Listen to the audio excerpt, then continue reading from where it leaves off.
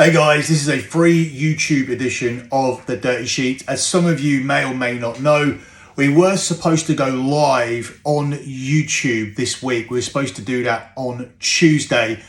I didn't do that for a number of reasons. Number one, I didn't want to make that commitment just before I go away on a 3-week holiday, because that means every Tuesday while I'm away, I will need to find time, and I haven't been able to commit to it whilst I've been at home. This has been largely down to the Euros and the Copa America being at the same time, and now I have to cover the Olympics whilst getting prepared for the new soccer season, which means researching every single European domestic league, seeing what players teams have brought in, looking at how they may improve on last season, looking at how they may regress. So there's a lot of work to do. Shortly after I do all that, the NFL will be coming up. But in that gap, I do feel that I can commit to the show once I'm back home. So that's the main reason. I don't want to be stuck in a situation where I'm trying to force it, trying to do the show on holiday and immediately lowering the quality of the Q&A. The second reason is because Cav has somehow managed to get the X account deleted. Now, Cav was genuinely running Dirty Sheets X. I do not know the login. Through this falling out that we've had, through the fact that I feel that Cav has not been loyal to this show, which put him on the map because nobody knew who the fuck Cav was before this, he has communicated to me that the account has been deleted or banned or whatever's going on. I don't know how it would have been banned because he was tweeting from it and everything on there was very safe. So whether it be the cancel culture crew from the wrestling community, or whether it be Cav just deleting it himself out of spite, I don't know what's happened there, but it's very difficult to do a live show and to promote it and get enough people on live to ask relevant questions if you don't even have a wrestling Twitter. So over the next 3 weeks, I will be trying to build up a new one for the 173rd time. And hopefully we can get enough people on there to garner some engagement when I do decide to go live, because we don't want to have a show where I'm setting up this Q&A and we get like 4 questions because nobody knows about it. Part of that will be my fault, because despite the fact that we have nearly 3,000 subscribers here on this YouTube and we are monetized, the rollout of the shows has been very, very inconsistent. We were monetized a long time ago when we went all in, no pun intended, during WrestleMania season, and then we've had a big layoff. Now, obviously, that sometimes goes hand in hand with the WWE product declining after WrestleMania, and this WrestleMania in particular, things were very, very good. But despite the fact we haven't had Roman Reigns, I did say over on the Dirty Sheets, I do feel that it has been relatively decent as far as the post-WrestleMania programming goes. So we could have been doing content. Obviously, another issue's been the falling out with Cav. So we will be building up a new X account and we will be ready to go. I'll be announcing a date shortly. And from that point onwards, we will be doing Q&As every single Tuesday on this channel. But for now, you're going to have to make do with the free Dirty Sheet shows, the pay shows behind the paywall, which you can get by going to thedirtysheets.com or simply by finding the Dirty Sheets on iTunes or wherever you get your podcasts, Apple or wherever you get your podcasts, and simply hitting the subscribe button for the additional content. That will give you the Wrestling Informer every single week. And we have been knocking the news out of the park. Now, you guys already know, because it was given here for free, our rundown of what was going on at WrestleMania was more accurate than anybody, more accurate than Meltzer, more accurate than Sapp, more accurate than any of these guys. And we've continued to knock it out of the park since WrestleMania, and we were knocking it out of the park before WrestleMania. Any subscriber to the Dirty Sheets who listens to the Wrestling Informer every week knows what we've been doing. So if you want to listen to that, it's thedirtysheets.com, which is the Patreon, or subscribe via the podcasts to get the additional content, which will be the Wrestling Informer. So we just mentioned Sapp. I've not been mentioning Sapp at all. I cannot be bothered with this moron any longer. He was given a time and a place on multiple occasions to sort this out, to deal with it in a physical way, shall we say, and he was not interested in that whatsoever. The only thing he's interested in is pretending that he wants a confrontation while the cameras are on.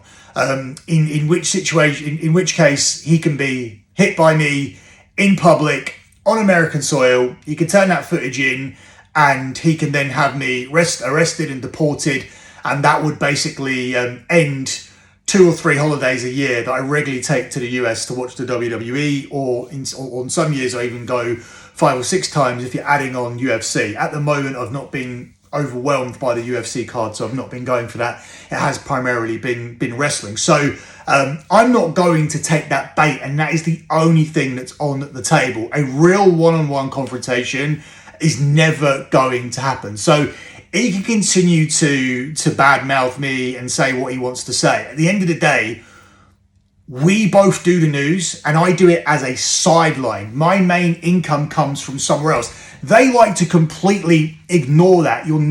They like to say I run a gambling site. No, dickhead, I run a gambling tipping service, which is delivered 133 months in a row of transparent and track profit. And you can say that that's bullshit, but the spreadsheets are there over at lockbetting.com, and they're verified by hundreds of members. So there is no way out of this. There is no way that you can bury my service and what I do for a real job, which has included me maintaining a job on the Sports Gambling Podcast Network for 10 years now, while successfully having a winning service without a single losing month for 11 years. So wrestling is my side gig, and I do it just to troll people like you, because as a side gig, through the contacts that I have, who I can talk to a couple of times a week on my phone via WhatsApp or text message, I'm still better than you, and I'm still better than everybody else. And it eats him and all the others alive. And that's why they've tried to cancel me, tried to bring up every non-PC, every non-woke thing that I've ever said, even to the point that he went on Francine's show and he was burying Russo, and he was burying me with complete lies. The guy is an absolutely delusional, pathological liar. He was coming up with some story that he confronted me originally in Nashville because I threatened to hit a woman, completely turning around the chronological order of events. So let me set the record straight as to what a bullshitter this prick is. So the reason that he confronted me on this occasion is because I was with my kid. On the previous 7 or 8 occasions where we'd been in the same place, he had absolutely zero interest whatsoever. But the time I came with my kid to SummerSlam for my summer vacation, he suddenly wanted to play tough guy, and I didn't back down. Despite the fact that he wants to twist this footage, despite the fact these losers want to twist the footage, despite the fact they want to say I was kicked out of WrestleCon or kicked out of Ric Flair's last match, I had a media pass for keeping it 100 that was got for me by Joe Feeney and Conan, and I wasn't kicked out of anywhere, and that includes the event, which was, it wasn't WrestleCon, it was StarCast. So I stood my ground, security came and separated me and Sap. Nobody threw a punch, nobody did shit. I wasn't in a position to do anything because I am on US soil, but if you wanted to go outside, which I offered him to do multiple times, then we could have done that, but he had no interest in that. All he wanted to do was capture this on film and look like some sort of tough guy. We've all seen his wrestling shit. He's a fucking embarrassment. There is no tough guy there at all. I would beat the shit out of this guy with no issue if he wanted to actually be involved in that sort of situation, in a real confrontation. But we know that that's not what he really wants. So he goes on to Francine's show and says that the reason he confronted me was because I'm a bigot of every kind. Because I don't believe that women can be men and men can be women. And I do believe that a race that has 10% of the people and commits 50% of the crime, there is something wrong with that. There is something that we need to look at when it comes to that. But hey, don't let facts get in the way of a good story. You just carry on in your delusional mindset, and I'll just carry on living in the real world and looking at actual facts. But there's a number of other reasons that he can point the finger at me and say, oh, he's a bigot and he's this and he's that. But the main lie that he told continuously was that he went after me to protect a woman. When I turned around and said that if this woman doesn't get away from me, I'm going to punch her in the fucking face, this was 7 or 8 months afterwards. This was at WrestleMania 39. Now, if you know how the world works, if you can work things out chronologically, you will know the SummerSlam 2022 came before WrestleMania 39. So he didn't come up to me to defend any woman. When I said that I'm going to punch this bitch in the face, this is because this bitch was stalking me around Los Angeles and filming my child. At which point I said, if she continues to do this, if she continues to harass me, and if she continues to stalk me, I will end up punching this bitch in the fucking face as a defense for my minor, because my minor, who is 12 years old at the time, is being continuously filmed by this fucking weirdo, and it's concerning to me. If you start filming my 12-year-old and putting him on camera, as instructed by Sean Ross Sapp, let's make no mistake about it, he told her to do this, then I don't care if you're a man or a woman, I'm going to protect my child, and if you come near him, I'm going to punch you in the fucking face. So that was the actual order of events. That's how much of a fucking shit stain and a liar this prick actually is. So that's the only thing I want to say about him. Otherwise, it's a fucking waste of time. He's never going to want to fight. He's not a fucking man. He's a little hillbilly woke shitbag, and that's all he'll ever be. So it's a complete waste of my time. I'll continue to absolutely bury him in the news. And that has been a statistical fact ever since Sean Ross Sapp has existed in news and Billy Barty has existed in news. I have been the one with all the fucking stories. So we'll continue to deliver those over on the Wrestling Informer. So let's now talk about some real little tidbits that I want to discuss here on this show. I recently watched the death of WCW, and one thing that was clear from that documentary, whilst I enjoyed it, I really don't think we needed it. I don't think that we learned anything else. And one thing that was clear from it was that everybody on there was trying to put themselves over. Now, I'm still friends with Russo. We had a beef at one point, but we've squashed that. But again, it was Russo trying to defend himself as to why he wasn't responsible. It was Bischoff trying to defend himself and as to why he was responsible, why he wasn't responsible. I mean, in Russo's defense, he wasn't trying to portray himself as this big asset either. This god, this guy who had the magical fix. He said he came in with a good idea, but that was as much as he tried to put himself over. He tried to distance himself from the death, which was fair enough. But other guys were very much here to put themselves over. Bischoff did a lot of explaining what he brought to the table, how much he elevated the company from where it was to where he took it to. Everybody was trying to distance themselves from where it died. As opposed to us actually getting a factual balanced take, which you'd think that people would be able to do now that we're so far removed from it. The one guy who was actually really good in this was Conan. I felt, and me and Conan don't speak, and we're not fixing that beef or anything, but I'm just here to give an honest opinion. He was the one guy who didn't seem like he had an agenda to protect himself, to get himself any work anywhere else, or to bring people to his podcast or anything like that.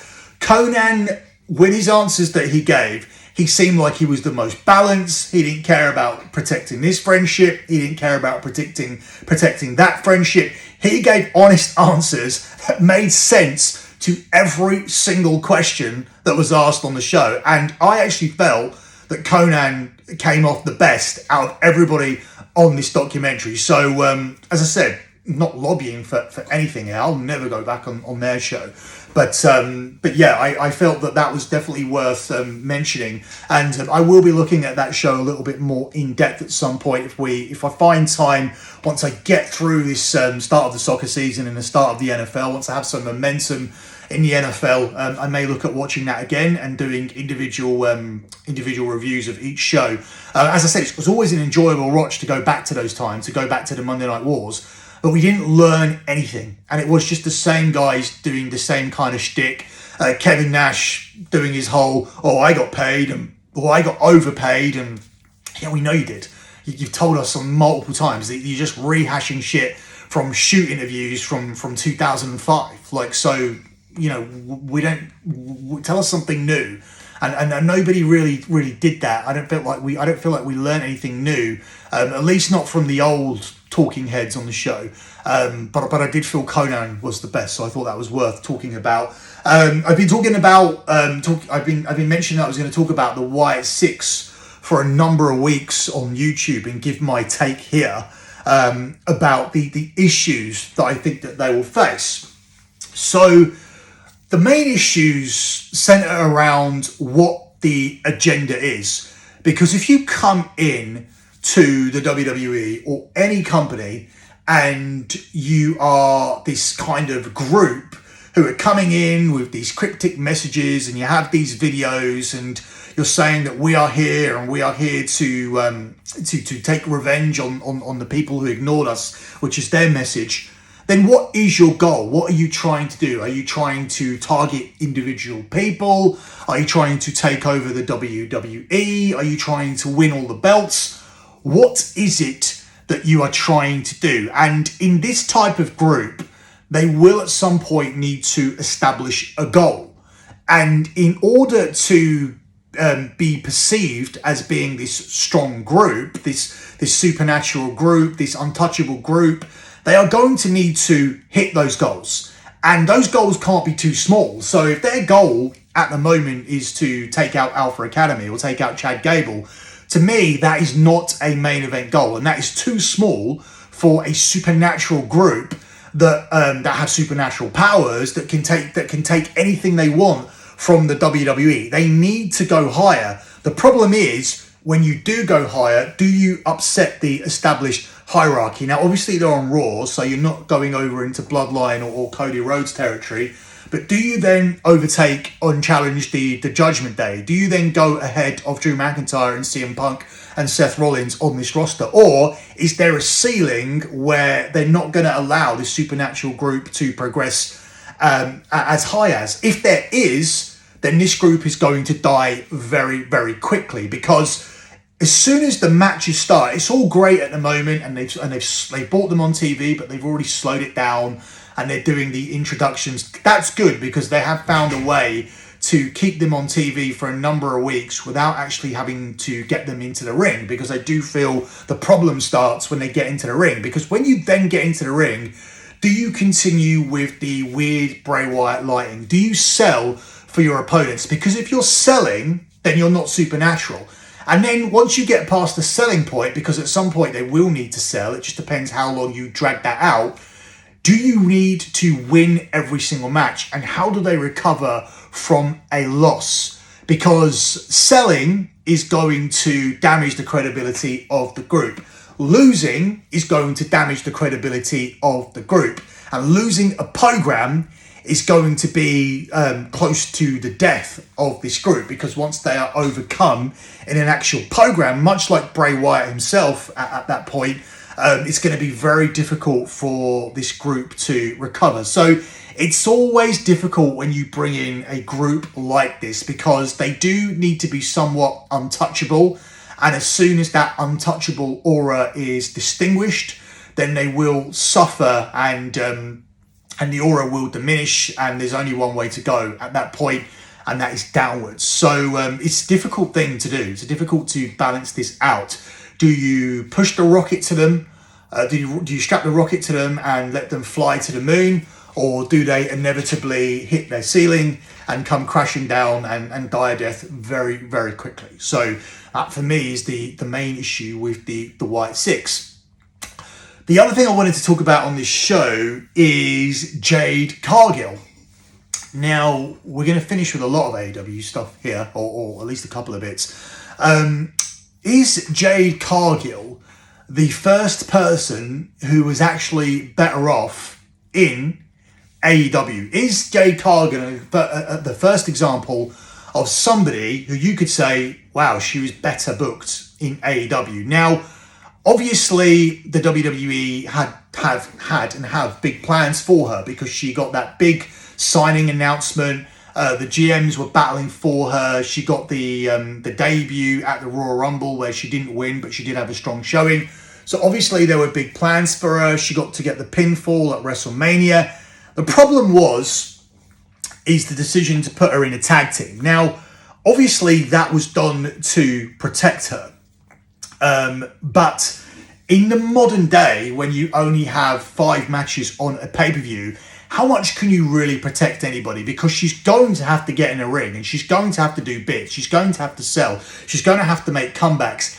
And she has fallen already in this tag team at multiple hurdles. And it already looks like Jade Cargill isn't cut out for the main event anytime in the next 6 months, which means that a potential matchup between Bianca Belair and Jade Cargill, whilst this can still happen, it is not worthy of being a main event, a main event title match at least, on a WrestleMania show or even a card like SummerSlam, where I don't even think these two are going to be. I know you're not going to be on the SummerSlam card next week. So it is a bit of a shaky start. And in AEW, things were a lot more simplistic. She came in, she squashed somebody. Eventually, as she stepped up, they did get a few more moves in her. She was expected to have 10, 12-minute matches, but she did manage to come through those against the right opponent. She was booked a lot more sensibly, and in my opinion, she was booked a lot more stronger. So whilst we constantly get on AEW's back, and we have to be fair here, and we constantly get on their back and say how they blow WWE talent, how after 1 month nobody cares about them, how they immediately put someone in there with a nobody, how people when they return or when they sign for AEW shouldn't be booked in 50-50 matches, how they've blown Edge, how they've blown Daniel Bryan, how they've blown Moxley, how they've blown Cesaro. We say all this shit all the time. We have to say it on the other side. WWE have not done a good job, in my opinion, with Jade Cargill. And a lot of that is down to Jade, but also WWE were the ones who put her in that situation where she was going to be in a tag team, but she was going to be in a tag team in an era where pay-per-views only have 5 matches on them at the moment, which is something I don't like. I have spoke about that over on the Dirty Sheets and when we've done our pay-per-view reviews. I don't necessarily like that. I don't like these big gaps. I don't like how we're kind of copying the UFC pay-per-view feel. Just because you're in bed now with UFC, with TKO, doesn't mean you need to copy their pay-per-view style. I like Money in the Bank better than anything that we've seen since WrestleMania because it was more mixed. We had the cash-in. We had the John Cena announcement. The show was broken up. It wasn't match after match after match. And obviously there were ladder matches too. It wasn't these 5 regular matches where they were all 1, 2.5 kick out, 1, 2.5 kick out, or in Damian Priest's case, just lie the fuck there and don't kick out at all. But yeah, I'm not a fan of the format, and it certainly isn't favourable to someone like Jade. Yes, you put her in a tag team, but she still needs to wrestle, and when she's wrestled at a poor level, and she's made significant botches in her matches. So I would say that Jade Cargill's start in AEW, if you're looking at her first 8 months in the WWE compared to her first 8 months in AEW did it better than the WWE. And speaking of AEW doing it better, that's the final thing I want to talk about. Have AEW given the pencil to someone else? Have AEW maybe getting some help from somebody else? Because the program, which was one that I did stop watching and only began watching again because I wanted to dip in and see the MJF return. Now, when I say stop watching, I do a wrestling podcast, and I'm a wrestling fan, and I have been since 1990. So I'm never gonna, if there's a number 2 product, I'm always going to dip in via YouTube or whatever, and I'm going to see what's going on. Doesn't mean I have to watch the Japanese pay-per-view that they do every year. I always avoid that. I will never watch that. I have no interest in it whatsoever. But I still do keep up with the product. Essentially, even though this isn't my job, I do have a wrestling podcast. So in a way, it is part of my job in relation to keeping that podcast going and having integrity as well, because integrity is important. If you're doing a podcast and you want to give opinions, well, you better have some solid opinions based on actually watching the fucking product. So that's why it's important to keep tabs on things that are going on. I haven't been sitting through full episodes of Dynamite. I haven't done that since All In, because All In for me wasn't a good experience. I felt that it was one of the worst wrestling shows I attended, and at that point I decided to cut my ties with AEW to the point where I wasn't going to stay up, or I wasn't even going to rewatch Dynamite. And I don't watch Collision, and I don't watch Rampage. I haven't watched Rampage since the return of CM Punk on Rampage back in 2021. So what I will say is, since I peeped in and watched the MJF return and did catch a couple of episodes of Dynamite, things do appear to be a lot better for certain storylines. I'm enjoying the stuff with MJF and Ospreay. I do like the way that they've built up this title match for All In. It makes a lot more sense. It makes a lot more sense than last year's card. And maybe that's because you are missing some big stars. Obviously, missing Adam Copeland is a big deal.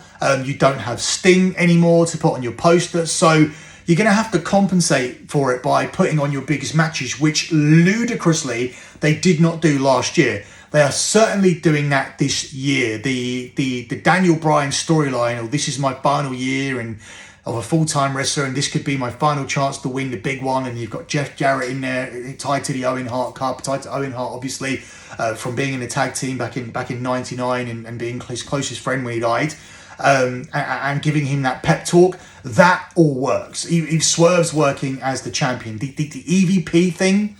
Despite the fact that I feel it could have been better, I feel that there should be better people in this spot. At the end of the day, they are the EVPs. Just because they look the way that they do doesn't mean that you can change the facts. Obviously, it doesn't look good for casual fans coming in, because you look at them and you see four guys that you feel like that you would probably stand a chance against in a fight.